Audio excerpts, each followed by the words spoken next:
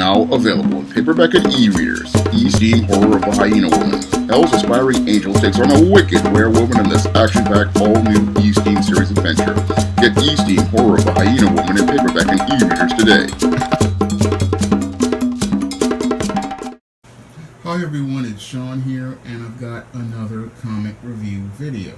Now, the people at Sigma Comics sent me their latest issue of Here Comes Calico about a month ago, but I didn't have time to review it because I was busy working on the John Haynes at Death's Door Kickstarter, and I just was so busy working with it, I just didn't have time to film that video. Now, I've got a lot of other comic review videos I have to do because I got a stack of comics right here that I need to review, but I wanted to get this one done because there's some things I want to teach about comic book writing. Now, this cover for Here Comes Calico is absolutely fantastic, and this character of the Jiggler just really captures my attention and makes me want to go, if I was in a comic shop, pick it up, because I like his design. It's just a very interesting and intriguing design, and you've got this big fat jiggly guy, and he's holding up a mini gun and he's spraying it up. So I'm expecting this guy to be the main adversary for Calico. Unfortunately, that's where we have a bit of an issue with this 5th issue, because you've got this really fantastic and intriguing character on the cover, but he's not the main focus of the story, and he's not really the main villain of this whole book. No, this whole issue has some serious issues as related to pacing, and it's those issues as related to pacing that make this comic a really tough read. And I'm really disappointed because, again, the Calico series has been pretty fantastic until this point. It's just that this one issue has some serious issues. Now, there was a bit of a problem with the transitions from the 4th issue's last couple of pages that lead to all of the real serious pacing issues of this 5th issue. Now, in the 4th issue, your Calico got hit by a SUV, I believe, and he landed in a tour bus. And that's where the story picks up as related to your Calico, who is unconscious in the back of the tour bus. And he's found by this female driver who's getting a little pleasure at the sight of this cat. And as she's playing with her pussy and watching the Calico cat, we then get, again, an opening sequence that transitions us back from your Soho, New York, where the bus wound up ending up at, to Red Hook, Brooklyn, where your Hector lives. Now, I guess your Hector managed to get home after the whole ordeal, but the whole problem here is that we have a bit of a real serious transition issue, and these transition issues, again, they can really affect your comic, and this is what happens when you have a problem with your script. I mean, when you're doing a script, you have to really watch how you lay out your story, because if you don't lay it out right, what's going to happen is you're going to have transition issues that really mess with your pacing. Now, if I were writing this comic in the 4th issue, I would have ended the comic on the splash of your Calico getting hit by the vehicle, and that would have led to a nice cliffhanger, which would have led the reader to be intrigued to what happened to Calico at that point. Then I would have opened up the 5th issue with your Calico laid out on the back seat of the bus, and then we would have transitioned to the driver, and then you would have gone to Brooklyn, and that would have been a bit of a smoother transition than this, and it would have flowed a little bit better.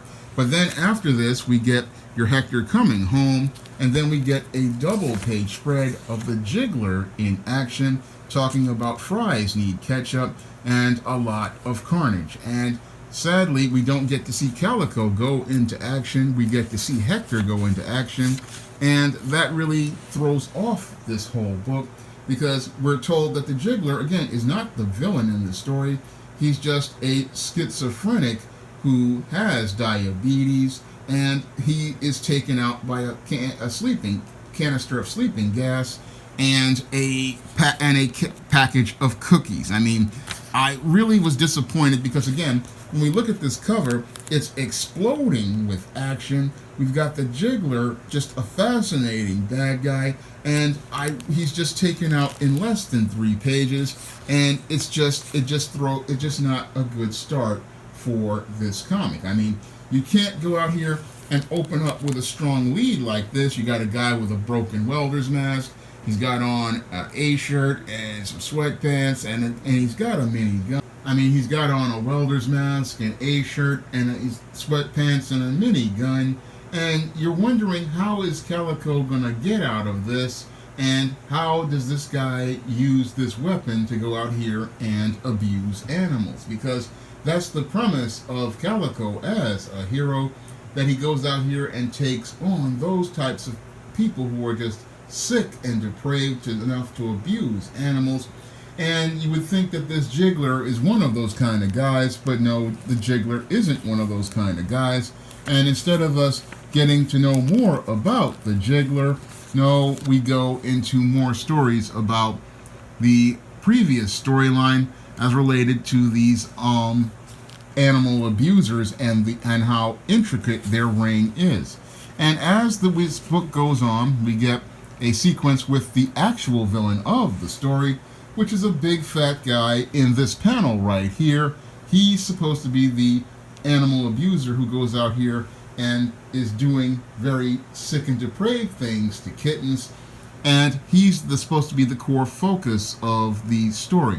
Now, that's a problem for me because, I mean, the villain needs to be the main focus of the book, and we need to see how your Hector is going to go out here and take down this monster.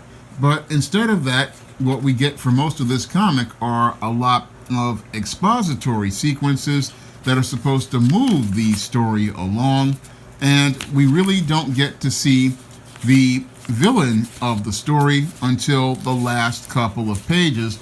That's when we finally get to see Calico go into action and take on this animal abuser.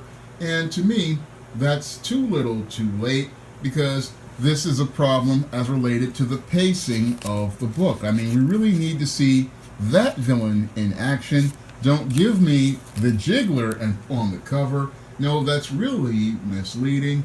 No, I really want to see if this is a guy who's out here fighting to protect animals, and I want to see him taking on those kinds of bad guys. But this book is a bit of a jumble, and again, that's all due to the writing, and this is why you have to be very careful when you're going out here and putting your scripts together. When you go out here and you put your scripts together, you have to really try to visualize all the pages when you're writing them. That's something I do when I'm writing comic scripts. I'm usually trying to visualize how the page is going to be laid out, so that when the reader is reading the comic, they have a reason to turn the next page, and all the panels are laid out in sequence so that you can go from page to page and not have these sort of pacing issues. Because this kind of pacing issue that you see on this first page right here that came off the 4th issue, that comes from not really taking a look at your script and saying, oh, wait a minute, panel 7 is not really flowing into panel 6, and that's not really creating a good transition.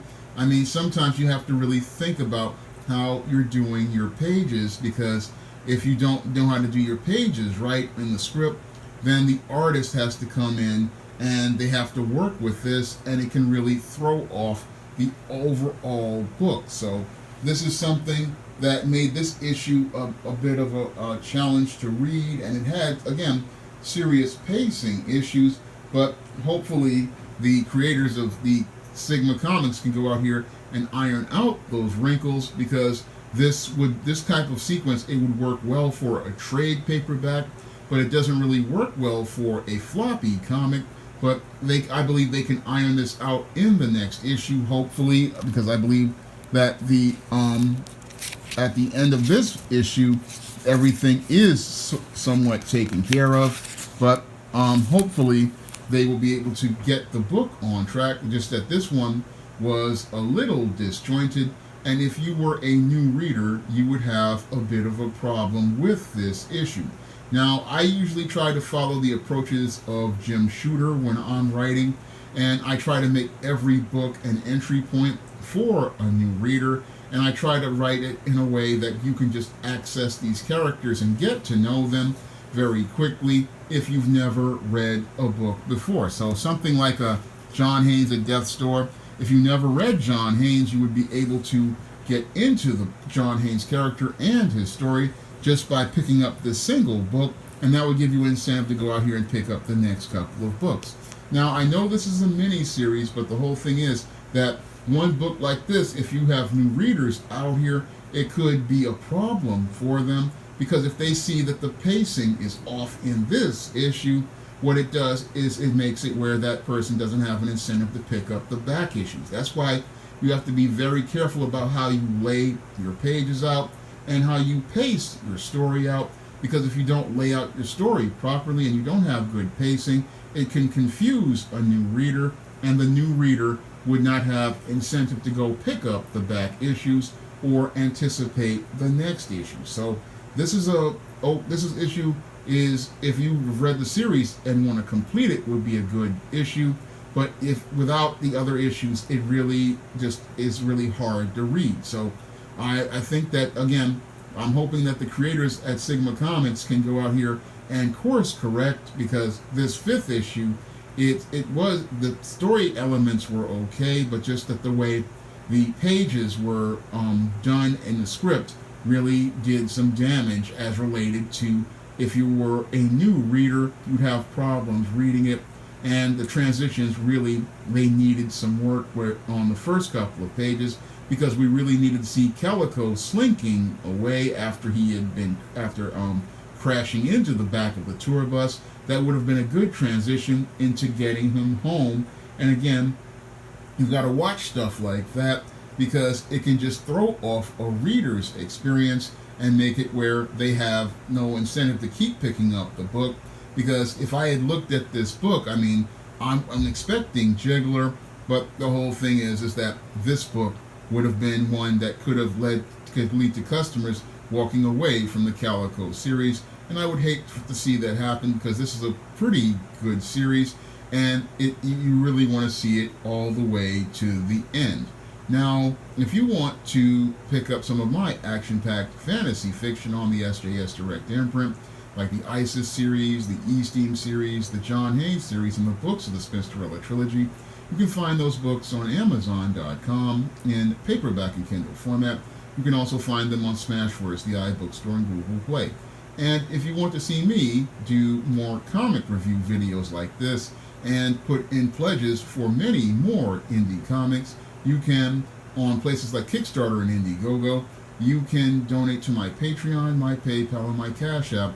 Or if you want to send me a comic, you can contact me at my email, sjsdirectamerica@gmail.com. That's all I have to say for this video. You can comment, rate, and subscribe. Now available in paperback and e-readers, ISIS Legacy. The sorority secrets of the goddess next door are revealed in this all-new ISIS series adventure. Get ISIS Legacy in paperback and e-readers at online booksellers everywhere.